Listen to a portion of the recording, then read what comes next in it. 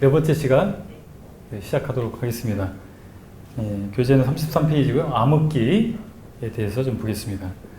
어떻게 교황권 그리고 교황제도가 생겼는가를 확인할 수 있습니다. 펍이라고 그러죠. 펍. 교황이라는 말은 father, 아버지를 의미하는 용어입니다. 그래서 처음에는 교부라고들 했다고 말씀드렸지 않습니까? 그래서 교회의 아버지와 같은 역할을 하는 사람들을 가리키는 용어였는데, 이제 서방교회 쪽에서는 로마 감독을 일컫는 말로 이제 제한적으로 이제 쓰여지게 됐습니다. 여러 학자들이 공통적으로 동의하는 바는요, 초대교회의 리더십은 집단 지도 체제였다라고 하는 겁니다. 근데 세월이 지나면서 그것이 단일 지도 체제화 됐다라고 하는 것이 공통된 견해입니다. 452년에 훈족이 아틸다가 이끄는 이 훈족이 침입을 로마를 했습니다. 그때 로마의 감독이었던 레오가 단판을 해서 훈족의 침입을 막아냅니다. 단판으로. 그리고 455년에 이제 반달족이 로마를 침략했을 때 또 이 로마 감독이었던 레오가 협상을 해서 로마를 불태우는 것을 막아냅니다. 이런 과정을 통해서 로마 감독이 이태리 반도 이쪽 안에서 굉장한 영향력을 행사하게 됩니다. 그리고 그것이 결국에 나중에 베드로가 로마의 감독이었거든요. 그래서 베드로의 후손이다. 로마의 주교들은, 감독들은 베드로의 후손이다라고 이제 주장하게 된 것입니다. 그 중에서 아주 중요한 역할을 한 사람이 그레고리 대제, 그레고리 1세입니다. 그레고리 1세는 이제 세속적인 로마 제국이 사라지고 나서 여러 가지 이 문제들이 행정적인 문제, 서민의 삶을 케어하는 이런 문제들에 대해서 그런 정부가 사라지니까 할 만한 기관이 없었던 거죠. 그런데 교회가 그 역할을 이제 하게 된 겁니다. 그래서 빈민들에게 양식을 배급하고 도시의 방어를 위해서 상수도를 새로 거치고 수비대를 훈련시켜서 게르만족과 외교협상을 또 이끌어내기도 하고 이런 세속군주의 역할까지 감당했던 사람이 바로 그레고리 1세였습니다. 그런가 하면 선교사를 파송해서 적극적으로 선교를 하기도 하고요. 어거스틴이라고 하는 교부였던 어거스틴이 아닌 이때 당시 어거스틴입니다. 영국으로 선교사로 파송하기도 하고 베네딕트 수도원을 수도원의 제도를 전파하기도 하고 왜냐하면 이 사람이 베네딕트 수도원 수도사였거든요. 그 출신이기 때문에 베네딕트 수도원을 전파하기도 하고 그리고 로마 가톨릭 교리의 기초를 형성했습니다. 이 기본 권력을 형성했어요. 그래서 거기 인간론, 구원론, 죄 만찬, 침례 이런 것들 하나씩 살펴보면 로마 가톨릭 교회의 뼈대를 이 사람이 다 형성했다는 걸 확인하게 됩니다. 인간론에 있어서 하나님의 은혜와 인간은 협동하는 존재다. 이렇게 주장을 해서 신인협력 구원론, 신인협력적 구원론. 우리가 구원받을 때 하나님과 인간이 협력해서 구원을 받는 것이다라고 하는 주장을 했고요. 그래서 구원받기 위해서는 인간 측에서 마땅한 대가를 지불할 수 있다. 그 지불을 할 때 그 구원이 완성된다라고 주장을 했습니다. 그것이 보속이라고 하는 말을 쓰거든요. 보속. 보속은 통해, 고백, 보상. 이 세 가지를 포함하고 있습니다. 그래서 사람이 죄를 통회하고 그리고 그 죄를 고백하고 그리고 그 죄에 합당한 대가를 지불하는 것까지 그것이 보속입니다. 그랬을 때 죄가 용서된다. 이런 개념이죠. 그리고 주의 만찬에 대해 있어서는 우리는 기념이고 상징으로 이해하지 않습니까? 성경에서 그렇게 말씀하고 있는데 만찬에 대해서도 그리스도가 새롭게 희생이 되는 것으로 여깁니다. 새롭게 주의 만찬 할 때마다 그리스도께서 새롭게 희생이 되는 것이다. 그것이 이제 미사 개념이 되는 거죠. 그리고 침례에 있어서 침례 이전까지 지은 모든 죄는 사함을 받고 이후의 죄는 정기적으로 고해성사를 해야 용서받는다. 이렇게 얘기를 했고, 연옥에 대해서도 교리가 확립됩니다. 공식적으로. 그러니까 연옥이라는 개념 아시잖아요? 지옥과 천국의 중간 단계. 중간 단계가 있는데 여기서 공덕을 쌓으면 천국으로 옮겨간다라고 하는 그런 개념이죠. 그리고 교회론에 있어서 전통을 강조합니다. 그래서 더 홀리 트레디션이라고 해서 성경의 권위와 교회의 전통을 동등한 권위로 인정하게 되는 것이었죠. 그리고 뭐 성인들에게 기도를 한다든가 또 당대 교황이 사도를 계승하는 직분이라고 하는 사도 계승 개념. 성직자는 결혼하지 마라. 금원, 성직자의 금원.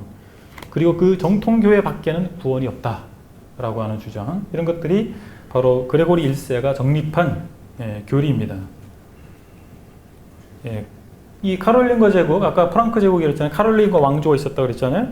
그런데 이 카롤린거 제국이 3국으로 분열되고 그러면서 또 중간에 중프랑크 왕국은 와해되고 이렇게 되는 과정에서 저 스칸디나비아 지역에 있었던 바이킹이 해안과 그리고 수로를 타고 강을 타고 내륙까지 들어가면서 전 유럽을 침략합니다.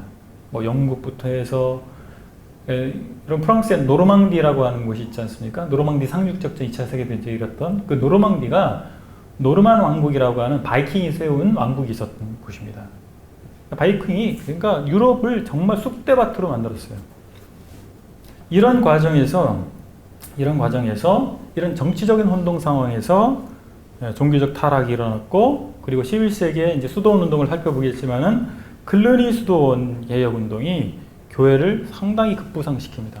클르니 수도원은 이 교황권을 강화시키는데 주요한 역할을 한 수도원 운동이었습니다.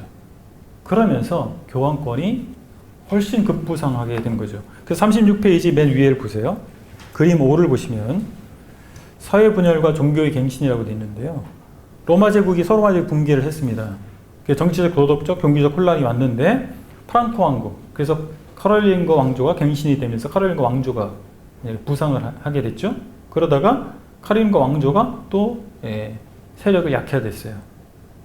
그런 가운데서 바이킹이 출몰을 하고 이런 가운데 상당한 혼란을 겪는 과정에서 클르니 수도원이 그런 것들을 민심을 수습하고 이렇게 하는 역할을 하면서 교황권을 강화시키는, 그래서 로마 가톨릭 교회가 실제적으로 등장했다라고 볼 수가 있겠습니다.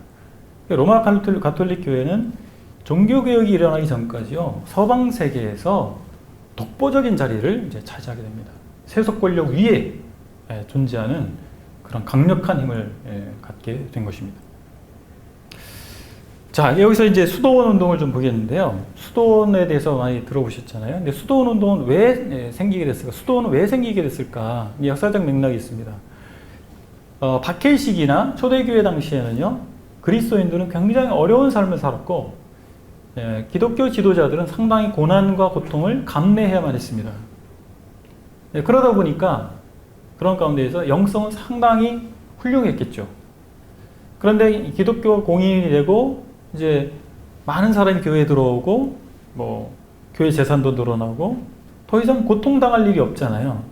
그러니까 기독교인 중에서 그때의 향수, 그 박해했던 시대에, 초대교회의 그런 시대에 참 아름다웠던 신앙, 이런 향수를 갖고 있는 사람들이 생기게 된 겁니다.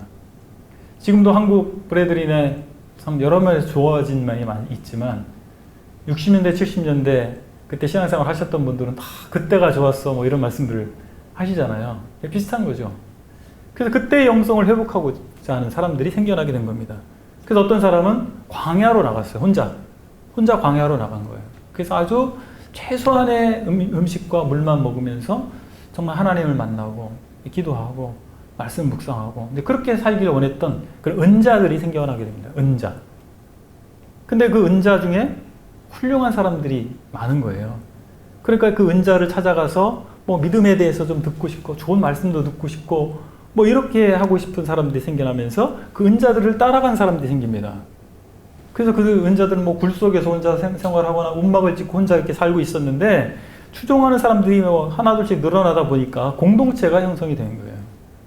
그러니까 뭐 그냥 굴 속에서만 이렇게 지낼 수는 없는 사람들이 숫자가 늘어나니까 그렇게 하다가 공동체가 생기게 됐고 그 공동체가 발전해서 수도원이 됐다고 보시면 되겠습니다. 그래서 누군가가 기획을 해서 처음부터 이렇게 기획해서 생겼다기보다는 그런 역사적 과정에서 그런 니즈가 있었고 그 니즈의 결과가 수도원화 됐다라고 보시면 되겠습니다. 수도원 운동의 세 가지 핵심 성격이 있습니다. 첫 번째는 공간적 분리입니다. 부패한 세상으로부터 신앙을 지키기 위해서 공간적으로 분리해야 된다고 하는 거죠. 두 번째는 말씀의 묵상과 기도입니다. 그래서 하나님 말씀 깊이 묵상하고 기도하는 이것이 신앙생활의 아주 핵심이다라고 봤고요. 또 금욕을 통해서 자기를 부인해야 된다고 봤습니다. 그래서 음식이라든지 의복이라든지 뭐 이런 것들에 대해서 상당히 절제하는 이런 노력을 했습니다. 그런 중에 이제 굉장히 주요한 수도원이 생겼는데 베네딕트 수도원입니다. 베네딕트라고 하는 사람이 세운 수도원입니다. 이탈리아의 몬테카시노에 세운 수도원인데 이 베네딕트 규율이라고 하는 규율을 아주 잘 세웠고 이것이 그 후에 생겨난 수도원 운동의 베이스가 됩니다. 이 세 가지 핵심 내용은 뭐냐면 첫 번째 가난해야 된다. 두 번째 선행을 해야 된다. 세 번째 순종해야 된다. 근데 순종해야 된다니까 누구에게 순종이냐면 수도원장에게 순종해야 된다. 이 세 가지 규율을 세웠는데 이후에 생겨난 모든 수도회들이 수도원 운동이 이 규율을 기본 바탕으로 규율을 만들었습니다. 그래서 이 수도원 운동이 생겨나고 나서 한 300년쯤 지나니까 수도원이 굉장히 중요한 기관이 됩니다. 사회교육기관이 됩니다. 이 수도원에서 성경 말씀을 읽고 묵상하고 이런 것들 주요로 했잖아요. 그러다 보니까 그때 당시에는 문명자들이 대부분이었지 않습니까? 그러기 위해서 수도원에 온 사람에게는 뭘부터 가르쳐야 되냐면 글을 읽는 법을 가르쳐줘야 돼요. 말씀을 읽어야 되니까요. 그러니까 글 읽고 쓰는 것을 가르치는 것들이 발달하게 됐겠죠. 그리고 공동체 생활을 하다 보니까 뭐 병도 걸리는 사람도 있고 그러면 자체적으로 해결해야 될 거 아니에요. 그러니까 의학이 발달합니다. 그 안에서 약재, 의학, 치료법 이런 것들이 발견하게 되고 또 자급자족을 원칙으로 했거든요. 그러다 보니까 농사를 짓게 된 거예요. 그러니까 농업기술이 또 발달하고 그런 어떤 모든 것의 중심이 수도원이 되는 이런 식으로 됐다는 겁니다. 자, 그런데 베네딕트 이후에 수도원이 타락했는데 핵심은 부의 축적, 첫 번째 부의 축적입니다. 이때 당시 가톨릭 교리가 그레고리가 1세가 확립한 연옥의 가르침이잖아요. 그러면 보세요. 어떤 사람이 자기 가족 중에 누가 돌아가셨어요. 그럼 연옥을 간다고 생각하는 거예요. 그러면 보석을 치러서 연옥에서 더 좋은 곳으로 우리 돌아가신 가족이 가셔야 되는데 나머지 가족들이 그걸 해야 되는 거예요. 그걸 하기 위해서는 하나님의 교회에 뭔가를 보상을 지불해야 되는 거죠. 이게 연옥의 가르침입니다. 그러다 보니까 어떤 사람이 죽거나 이렇게 됐을 때 가족들이 그 사람의 영혼을 위해서 교회에 헌납을 하게 됩니다. 근데 어디다 헌납을 했냐면 수도원에 헌납을 했어요. 수도원을 헌납을 하게 되니까 수도원이 돈이 생기잖아요. 그리고 수도사 중에서 뭐 이런 표현이 맞는지 모르겠지만 기도빨이 좋은 수도사들이 또 있어. 기도빨. 인기 있는 수도사들이 있는 거예요. 그러면 그 수도사에게 기도받기를 원하는 사람들이 있죠. 그럼 그냥 빈손으로 안 오는 거죠. 그 수도사를 위해서 또 수도원에 헌금을 하게 되는 것이죠. 뭐 이러다 보니까 이 사람은, 이 수도사는, 원래 수도원은 다 자급자족해서 다 노동을 해야 됐습니다. 그때 당시에 노동을 해야 된다라고 하는 것은 파격적 선언이에요. 노동은 노예들이나 하는 거였거든요. 아주 하층민 사람들만 하는 거였는데 지식층인 사람들이 노동을 한다? 그건 있을 수 없는 거였습니다. 근데 노동은 신성한 것이다. 이것이 수도원의 가르침이었어요. 다 노동을 했거든요. 수도사들이. 그런데 이 기도빨 좋은 수도사는 바쁜 거예요. 기도해주기 바쁜 거예요. 노동할 일이 없어요. 할 시간이 없어. 그리고 수도원 재정 수입의 많은 부분을 감당해 주는 겁니다. 그리고 이 사람은 수도원장이 당신은 노동하지 마시오. 면제시켜 주는 겁니다. 그러니까 너도 나도 면제해 주시오. 나도 면제해 주시오. 지금 수도원 재산이 늘어나고 있는데 우리가 자급자족 할 이유가 없지 않습니까? 자급자족 하지 않게 되고 수도원에서 농노를 고용합니다. 농사 짓는 노예를 고용하는 거예요. 이렇게 되니까 이제 타락하게 됐죠. 베네딕트 수도원이 이제 타락을 하게 됐습니다. 초기에 원래의 취지와 벗어나서 타락하게 된 겁니다. 그래서 이제 클루니 수도원이 이 수도원의 부패 문제를 해결하기 위해서 910년에 윌리엄이라고 하는 사람이 클루니에 수도원을 세웠어요. 그러면서 정말 청빈하게 살아야 된다. 청빈하게 살아야 된다. 그리고 이 수도원이 베네딕트 수도원의 타락의 핵심 중에 하나가 부의 축적이라고 그랬지 않습니까? 부의 축적이다 보니까 영주들이 있잖아요. 영주들이 야, 이 수도원을 지으면 돈벌이가 괜찮대. 그 자기 영주의 관할하에 수도원을 자꾸 세우는 거예요. 근데 수도원의 주인은 누구냐면 영주입니다. 그 수도원이 돈벌이가 되니까 수도원을 세우는 거죠. 이것이 문제의 근원으로 본 거예요. 클루니 수도원은. 그래서 베네딕트 규칙을 철저하게 지키고 수도원이 영주 밑에 있어서 타락하니까 교황 밑으로 가야 된다. 교회 지도자 밑으로 가야 된다. 클루니 수도원은 교황 밑으로 간 거죠. 그리고 옷도 검은색 옷만 입은 거예요. 그래서 블랙 멍크스라고 해서 검은 사제들, 검은 수도사들 그렇게 불릴 정도로 아주 검은 옷만 입고 그렇게 되면서 교황권 아래로 들어가니까 교황권을 강력하게 옹이하는 세력이 된 겁니다. 그래서 앞서 살펴본 것처럼 교황권이 급부상하는 데 있어서 아주 중요한 역할을 한 사람들이 바로 이 클루니 수도원이었다라고 하는 것입니다. 자, 그런데 결국에 권력과 돈이 이 클루니 수도원에서도 문제가 되는 겁니다. 그래서 여기도 이제 부유해지고 이렇게 되면서 수도원이 타락하게 됐습니다. 그러자 이제 1098년에 프랑스 동부 론강 상류에 위치한 시토라고 하는 곳에서 대수도원이 다시 세워집니다. 그래서 야, 클루니 수도원도 타락했다. 이걸 개선하자. 그래서 시토 수도회가 생겨나게 됐습니다. 그래서 베네딕트 규율을 더 철저하게 지키자. 자, 그래서 우리는 검은 옷이 아니라 다 염색하지 않은 흰 옷만 입어라. 그래서 백의의 수도사들이 됐어요. 그런데 워낙 이 당시에 이 타락해 왔기 때문에 역량이 부족해서 개혁을 제대로 이뤄내지 못했고 기강해지면서 물질적으로 도덕적인 타락을 겪게 됐다라고 하는 것입니다. 그리고 나서 등장한 것이 탁발수도입니다. 탁발. 탁발이라고 하면 맨디커트라고 해서 빌어먹는다는 것이죠. 탁발승이라는 말을 하지 않습니까? 불교 승려들도 탁발승이라고 하는데, 그러니까 빌어서 먹어서 겨우겨우 살아가는 청빈을 삶의 모토로 삼는 이 탁발수도회가 여러 수도회가 있는데 가장 대표적인 것이 프란체스코 수도회입니다. 이 프란체스코는 상당히 부유한 아버지 밑에서 자란 아들이었어요. 근데 참전을 했다가 전쟁터에 나갔다가 큰 부상을 당하고 돌아와서 굉장히 시리에 빠져 있다가 말씀 묵상하고 기도하는 중에 탁 이제 영감이 떠오른 거예요. 그래서 참 내가 이렇게 부유하고 아버지도 부자고 이렇게 부유롭게 살기보다는 정말 가난하게 되어서 정말 주님이 이 땅에 이렇게 가난하게 되어서 오신 것처럼 주님처럼 살아야 되지 않느냐. 이제 그런 생각을 한 겁니다. 그래서 그 아버지가 그 직물 아무튼 공장 비슷한 걸 했는데 아버지 허락도 안 받고 그것을 다 가져다 가난한 사람한테 다 나눠줬다는 거예요. 그러니까 아버지가 대노해서 뭐 이런 놈이 다 있냐 그러니까 자기 입고 있던 옷까지 아버지한테 벗어주고 그냥 알몸으로 길을 떠났다고 합니다.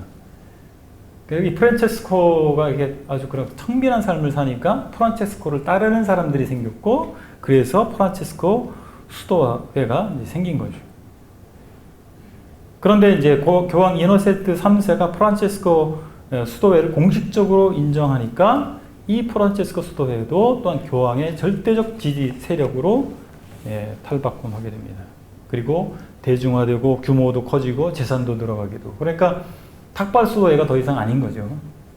그렇게 해서 또 이 프란체스코 수도회도 타락하게 됐고 도미니크 수도회도 마찬가지로 근데 도미니코 수도회 같은 경우는 알비겐스라고 하는 알비파 프랑스에 이제 알비파 이단이 있었는데 이 사람들은 뭐 영지주의적인 분파라고 볼 수가 있겠습니다. 그래서 이원론을 주장을 했고 삼위일체를 부인했던 이런 사람이 있는데 이런 사람들을 만나게 되면서 이단에 맞서서 복음을 세상의 끝까지 전하겠다라고 이 도미니크 구즈만이 결심을 하고 수도회를 이제 만들게 됩니다. 그게 도미니크 수도회인데 교황 쪽에서 보니까 이 사람들이 뭐 욕심 야심도 없는 것 같고 뭐 이래서 종교 재판 업무를 맡기면 참 좋겠다.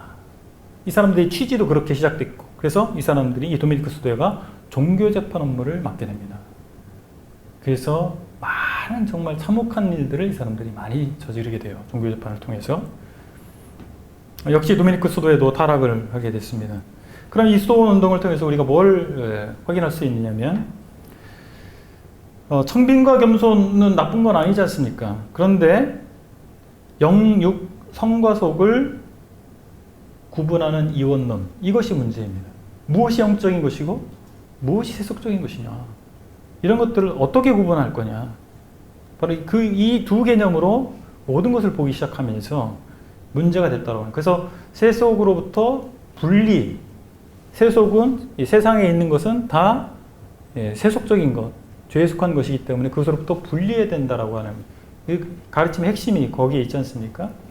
그리고 육체적 금욕을 통해서 과연 영혼을 다스릴 수 있느냐, 이런 문제죠. 사실 우리가 구원받는 것도 성령의 역사고 우리가 경건하게 살아가는 것도 뭐 우리가 절제할 필요도 있지만 사실 우리가 성령을 의지하고 이럴 때 가능한 것이 아닌가 생각이 되는 것이죠. 그리고 규칙과 제도에 의해서 과연 신앙이, 교회가 개혁될 수 있느냐라고 하는 것이죠. 이런 부분에 대한 교훈을 취할 수 있다 생각이 듭니다. 자, 그리고 이제 동방교회와 서방교회가 어떻게 분열되게 됐는가를 보시겠습니다. 자, 2세기를 거치면서 서방에서는 로마 교회가, 동방에서는 콘스탄티노플 교회가 지도적 교회로 이제 부상을 하게 됐습니다. 로마 교회는 로마 제국의 원래 수도가 로마였잖아요. 그래서 영향력이 있었던 것이고, 콘스탄티노플 교회는 천도한 새로운 로마 제국의 수도잖아요. 그래서 또 의미가 있었던 것입니다. 이렇게 되면서 이 두 세력 간의 이 경쟁 관계가 생긴 겁니다. 그런데 동로마 쪽은 주요 언어가 헬라어였습니다. 근데 소로마 쪽은 주요 언어가 라틴어죠. 그러니까 언어 차이가 무시할 수 없는 거죠. 별도의 세계가 되어버린 거예요. 언어가 다르면 문화가 다르지 않습니까? 생각도 달라지는 것이고. 그 다음에 정치, 사회, 문화적인 차이가 있었는데, 소로마 쪽은 게르만족에서 멸망이 됐고, 게르만 민족 국가들이 생겼지 않습니까? 근데 동로마 쪽은 로마 제국이 여전히 있는 거죠. 이런 또 정부 체제가 달랐고요. 아까 살펴본 것처럼 프랑크 왕국이 급부상하면서 신성 로마 제국화되는 그런 과정에서 교황권이 굉장히 우위를 점하게 되는 일이 있었습니다. 소로마 쪽에서는. 그래서 여러 가지 이유로 동쪽에 있는 교회들과 서쪽에 있는 교회들은 많은 이질적인 형태를 띠게 됐습니다. 그런데 그런 것들이 세월이 가다가 촉발된 사건이 있었는데 그것이 바로 필리오케 논쟁입니다. 성령의 출처 문제입니다. 325년 니케아 회의를 통해서 정리된 니케아 신조에서는 한 분이신 하나님 아버지를 믿으며 성령은 성부로부터 나시며 이렇게 되어 있었어요. 근데 언제부턴가 서로마 서방교회 쪽에서는 성자로부터라는 말을 추가했습니다. 그것이 필리오케라고 하는 말이에요. 성자로부터, 그러니까 성부로부터 그리고 성자로부터, 그러니까 하나가 추가가 된 거죠. 니케아 신조에서. 그렇게 한 것에 대해서 동방교회의 대주교였던 포티우스가 이것은 문제가 있는 것이다. 니케아 신조를 변개시켰다. 서방교회가. 그렇게 비판을 했습니다. 그리고 또 하나의 문제는 서방교회는 마리아의 모호성을 받아들였어요. 그리고 교황의 권위와 모호성을 받아들였어요. 그러나 동방교회에서는 그걸 수용하지 않았습니다. 성상숭배의 문제에 있어서도 서방교회는 성상숭배를 인정했지만 동방교회의 동로마 제국의 황제들은 성상숭배를 금지시키게 됐습니다. 그러니까 많은 신학적인 또 실행적인 차이들이 발생하게 된 겁니다. 결혼 문제도 서방교회는 그레고리 1세가 얘기한 것처럼 사제들의 결혼을 금지시켰습니다. 동방교회는 결혼을 허락했고요. 그리고 주의 만찬, 성찬 논쟁이 있었어도 서방교회는 누룩 없는 떡을 사용했어요. 9세기 이후로. 그런데 동방교회에서는 누룩 있는 떡을 사용했습니다. 자, 그래서 이 누룩을 넣은 빵에 누룩이 들어가야 되냐 말아야 되냐 이 문제로 갈등이 촉발이 되니까 교황이 특사를 파견했습니다. 그 특사가 누구냐면 훔베르트라고 하는 특사인데, 동방교회로 가는 특사가 동방교회의 언어를 모르고 가면 되겠습니까? 예를 들면 뭐 일본 대사가 가는데, 한국에서 일본 대사를 파견했는데 일본어를 모르는 사람이 일본 대사로 간다. 그런 거와 비슷한 것이죠. 그러니까 이제 문제가 된 거예요. 특사가 가서 커뮤니케이션도 잘 안 되고 이렇게 됐는데, 최종적으로 이 성소피아 성당에 이 사람이 저벅저벅 걸어 들어가서 파문장을 탁 던져놓고 발에 먼지를 털어버리고 나와버린 거예요. 그러니까 이제 이 동방교회 쪽에서는 기가 막혀도 보통 기가 막힌 게 아니죠. 그래서 서로 쌍방간에 파문을 시킵니다. 동방교회는 로마주교를, 서방교회에서는 콘스탄티노플의 주교를 쌍방간에 파문을 시킨 거예요. 그것이 1054년입니다. 이렇게 되면서 로마 카톨릭, 서방의 로마 카톨릭 교회와 오르소독 처치와 이 두 교회로 교회가 이제 분열이 됩니다. 그래서 1965년에 화해를 했다고 하는데 지금도 사실 교회 체계는 둘로 갈라져 있습니다. 구교회가. 자, 이어서 좀 보시면 십자군 전쟁을 보실까요? 십자군 전쟁은 이 동방 지역에 그 이슬람이 발흥하게 되면서 이슬람의 그 창시자 마호메트가요. 제가 이제 교재는 없는데 그 이슬람에 대해서 잠깐 좀 말씀을 드리면, 메카 아시잖아요? 메카는 이슬람이 생기기 전부터 성지입니다. 그 아랍의 그 대상무역하는 사람들 있지 않습니까? 아라비아 반도에 대상무역하는, 낙타를 통해 대상무역하는 사람들은 여러 신들을 섬겼습니다. 여러 신들을 섬겼는데 메카에 로마식으로 하면 만신전, 여러 신들의 신들을 모셔놓는 제단이 있었습니다. 사원이 있었어요. 메카에. 근데 그 메카에서 그 사원을 관리하고 하는 그 제사장 부족이 있었습니다. 크라이시 부족이라고 하는 제사장 부족이 있었어요. 근데 마호멧은 바로 이 제사장 부족의 사람이었습니다. 그런데 학자들은 얘기를 하는데 그 마호멧이 간질병 환자였을 것으로 추정을 합니다. 그런데 이 마호멧은 상당히 이 종교심이 많았던 사람이에요. 되게 어렸을 때 조실 부모를 하고 삼촌 아부탈립이라고 하는, 제가 아부탈립이라고 기억하는데 그 삼촌 밑에서 자랍니다. 성장을 해요. 아마도 그런 어떤 환경적 영향 때문에 상당히 그 종교심이 많았던 것 같습니다. 그래서 혼자 어디 가서 묵상하고 기도하고 뭐 이런 걸 많이 했다는 거예요. 근데 어느 날 이 사람이 동굴에 가서 기도를 하다가 무슨 신적 체험을 했다는 거예요. 기절하고 쓰러졌는데 무슨 환상을 보고 이렇게 했다는 것이죠. 근데 이때 당시에 이 마호메트가 대상무역에 이제 가입이 돼서, 보면은 이제 대상무역에 이제 주인들이 있을 거 아니에요. 근데 그 대상무역에 이제 직원으로 들어간 거죠. 근데 그 대상무역의 수장이 누구였냐면 미망인이었습니다. 이때 마호메트가 25인가 그랬는데 그 미망인이 40대 미망인이었어요. 이 사람이 대상무역의 수장이었는데 마호메트가 수연 용모에 일도 잘하고 가지고 아무튼 둘이 결혼을 했어요. 40대 미망인하고 결혼을 한 상태에서 이 사람이 그런 환상을 보고 한 겁니다. 근데 이 미망인의 사촌 여자가 기독교 신앙도 접하고 유대교도 접하고 뭐 이런 사람이 있었어요. 근데 자기 남편이 그런 경험을 했다고 얘기를 하니까 그거는 뭔가 천사 가브리엘의 계시를 받은 것 같다. 뭐 이런 식으로 설명을 해준 거예요.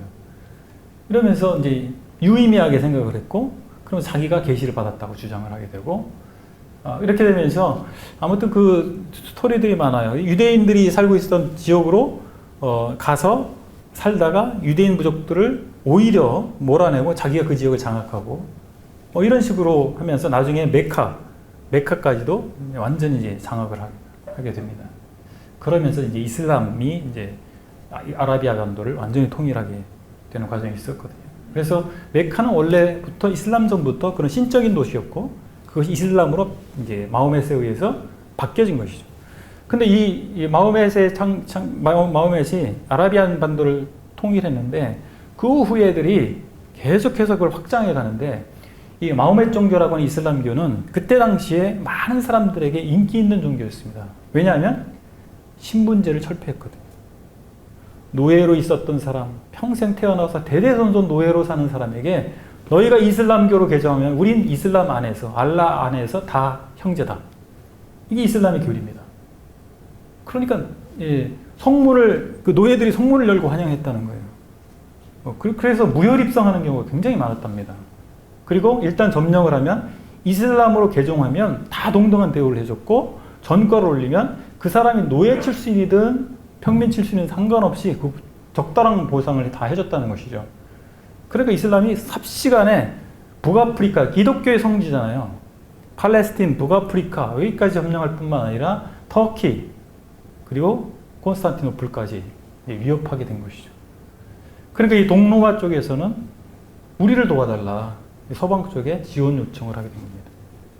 그랬을 때 교황 우르반 2세가 백성들에게, 서방교회 이제 교인들에게 우리가 동방을 회복해야 된다, 성지를 회복해야 된다, 그렇게 명령서를 했다고 합니다. 그래서 데우스 불트 군중들이 했다고 하는데, 이것이 하나님이 그것을 원하신다, 하나님의 뜻이라는 것이죠. 그런데 그 이면에는 많은 경제적인, 정치적인 이유들이 깔려 있었습니다. 동방과 이제 무역이 됐는데, 무역로가 이슬람 때문에 막혀버린 거예요. 무역로가 막혔고, 또 뭡니까? 정치적인 위협이 또 되는 겁니다, 이슬람이. 그러면서 또 교리적인, 이 서방교의 교리적인 어떤 이 관점이 작용을 했는데, 아까 보석을 말씀드렸지 않습니까? 보석. 그래서 천국으로 직행할 수 있는 티켓은 바로 성지를 위해, 성지 회복을 위해서 가서 싸우면 천국으로 바로 갈 수 있다. 그러니까 엄청난 보석을 하는 거기 때문에 그런 가르침이 있었던 것이죠. 그리고 동방에 가면 황금을 얻으려고 하는 그런 사람들도 있었고, 그러니까 여러 가지의 부류의 사람들이 결합돼서 바로 데우스불스라고 하는, 정말 하나님이 그것을 원하신다라고 하는 대의명분을 확보한 가운데서 이 서방 쪽 사람들이 십자군 원정을 나서게 됐다는 얘기죠.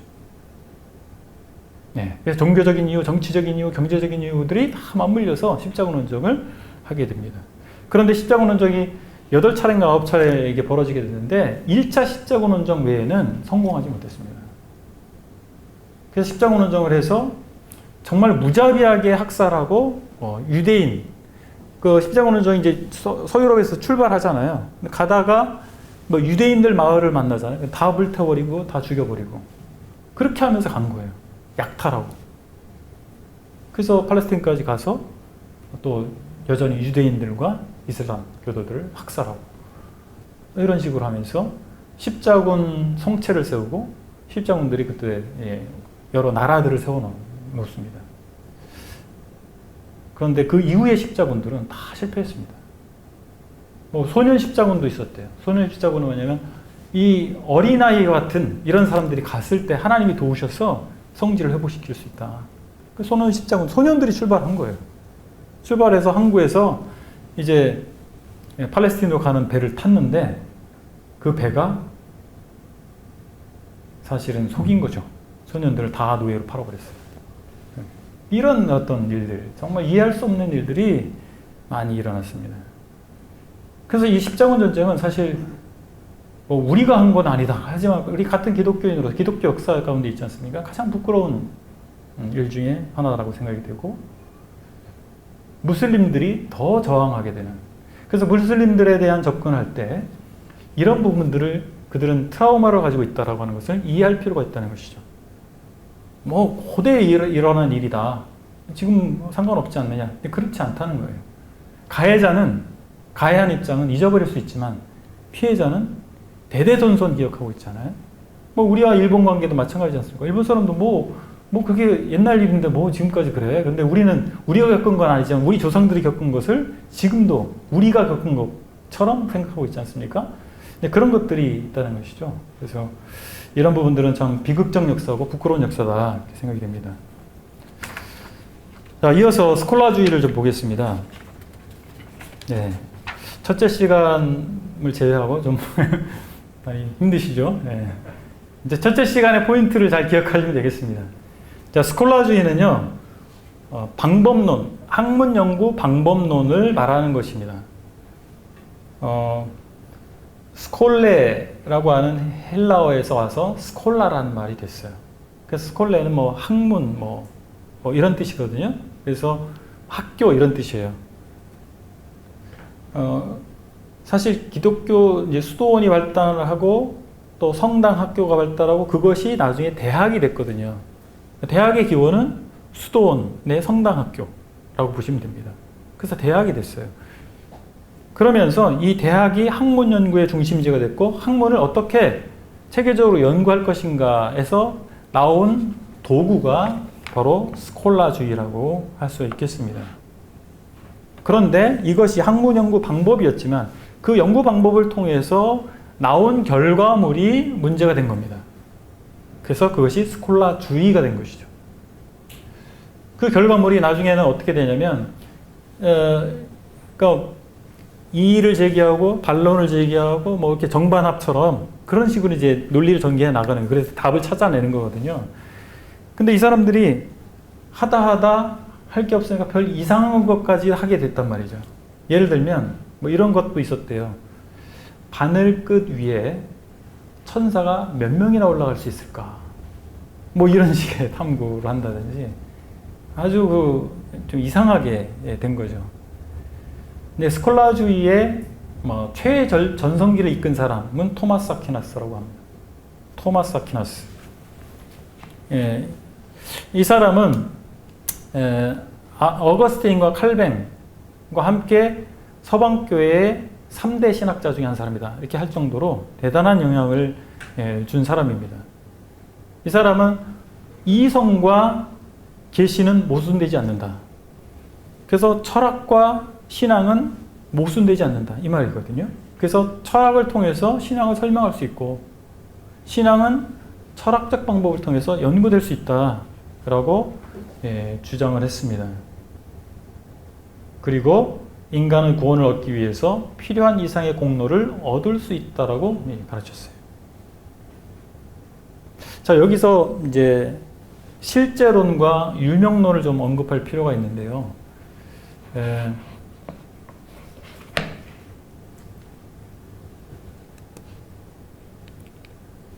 그냥 해야 되겠습니다.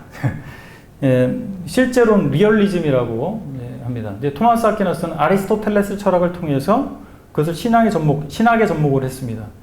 그 실제론을 쉽게 말하면 보편적 실제는 기호와 대응 관계에 있다라고 얘기를 합니다. 그게 실제론입니다.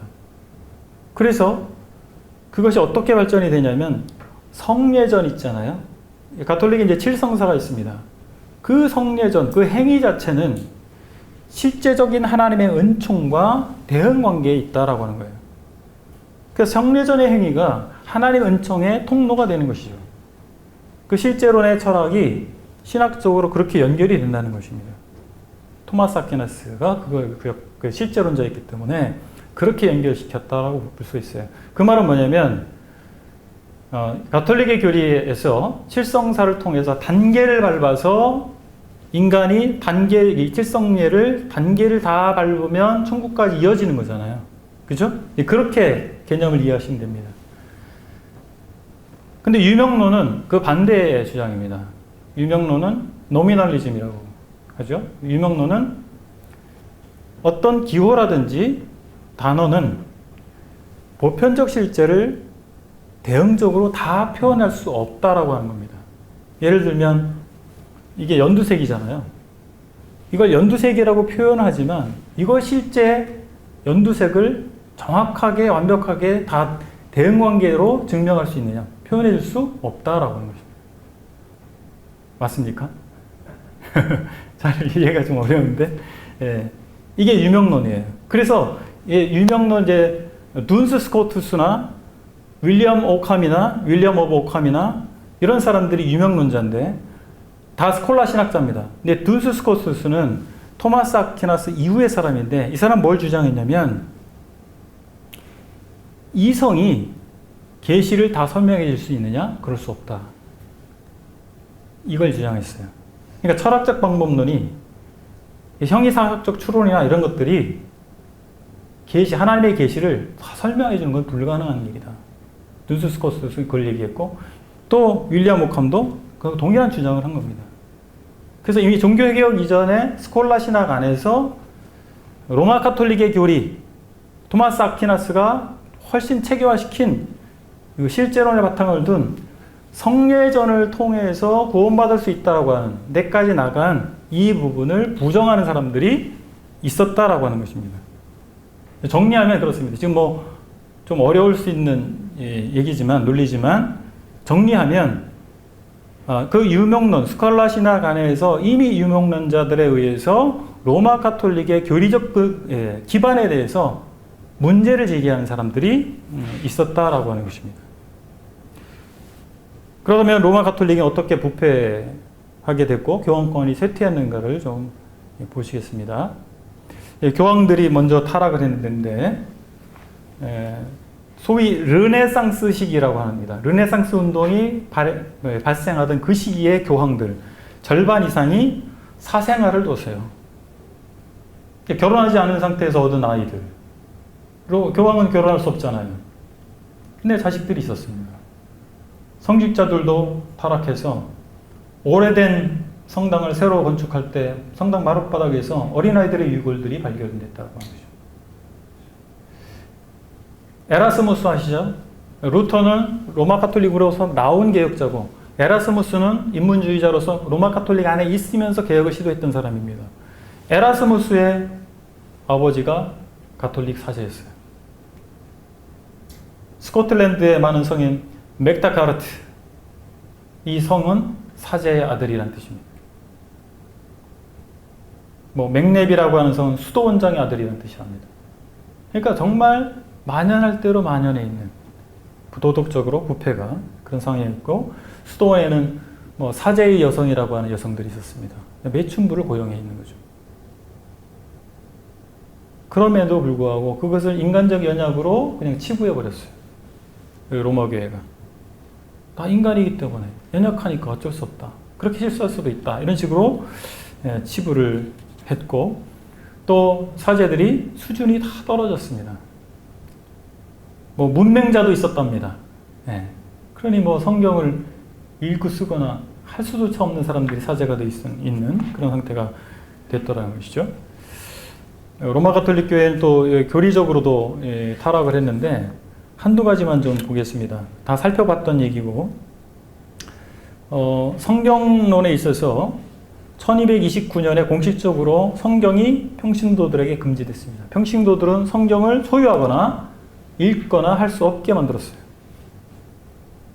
구원론에 있어서 신인협동설을 주장을 했고 성례론에서 예배는 설교가 아니라 의식과 예전을 강조하게 됐습니다. 그래서 초대교회 때는 주의 만찬과 말씀이 두 기둥, 예배의 두 기둥으로 다 있었다고 합니다. 근데 이 로마 가톨릭이 되면서 말씀의 예전이 거의 유명무실화되고 주의 만찬이 예수 그리스도의 희생을 반복하는 것으로 그 미사 형태로 바뀌어지게 됐습니다.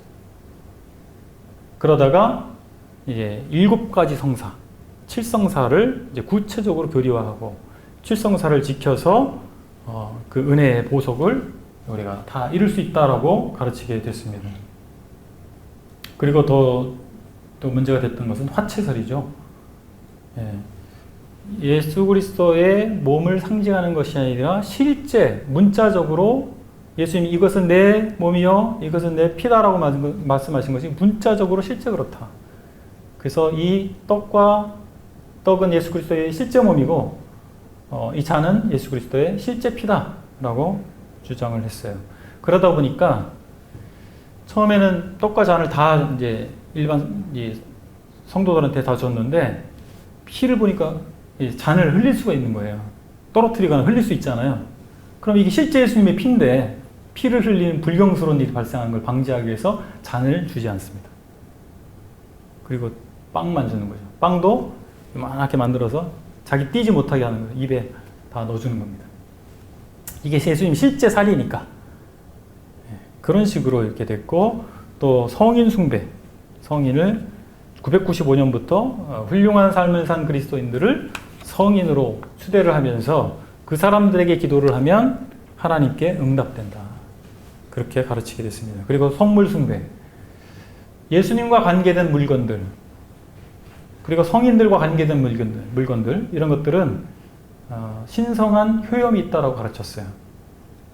그래서 루터를 보호했던 프레드리 선제우 있지 않습니까? 이 사람 종교개혁 후원한 사람인데 1509년부터 무려 5,005개에 달하는 사자의 뼈 혹은 유품들을 수입했습니다. 그래서 10월 31일이 이제 만성절 전날이거든요. 효력을 발휘한다고 믿었고, 뭐 여러 가지가 있어요. 뭐 제롬의 이빨, 그리고 예수님 말구에 누웠을 때 그 지푸라기, 실제 그 지푸라기가 그때까지 썩지 않고 아마 있었겠습니까? 그런 것들이 다 성물인 거예요.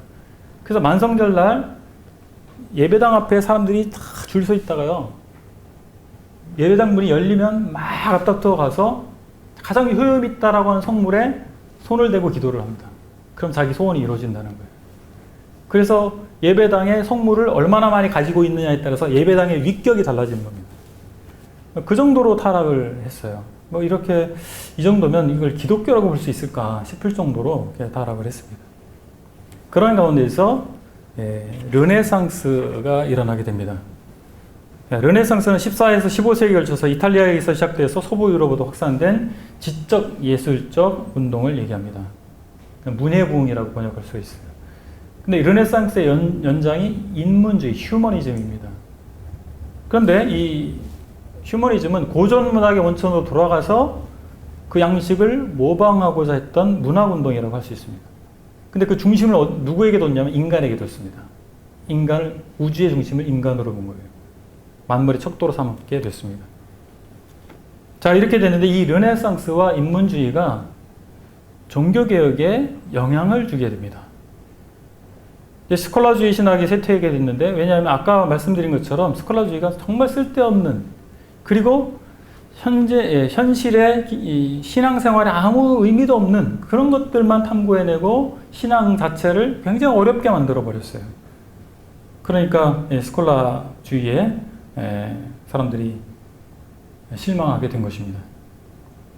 그런 가운데서 인쇄기가 발명돼서 고전 서적들이 과거에는 비교할 수 없을 정도로 빠르게 인쇄되고 배포가 됐습니다. 그러면서 인문주의가 삽시간에 유럽에 보급되는 그런 일이 있었죠. 그리고 기존 권위에 대해서 많은 실망을 하게 되면서 기독교의 질서와 이런 것들에 대해서 사람들이 혐오감을 갖게 됐습니다. 인문주의가 종교계에 미친 영향은 물론 인간 중심적인 것은 사실 정통신앙과는 거리가 있는 것이요. 그럼에도 불구하고 중세교회의 도덕과 교리적 모순을 비판하는 역할을 하게 됐다라고 하는 것입니다. 그리고 고전 연구를 하게 되면서 성경 원어 연구를 촉진하게 됐고, 성경 말씀, 그 본문에 사람들이 집중하게 되는 효과를 줬다라고 할 수가 있겠습니다. 이번 시간 여기까지 하겠습니다. 동안 쉬겠습니다.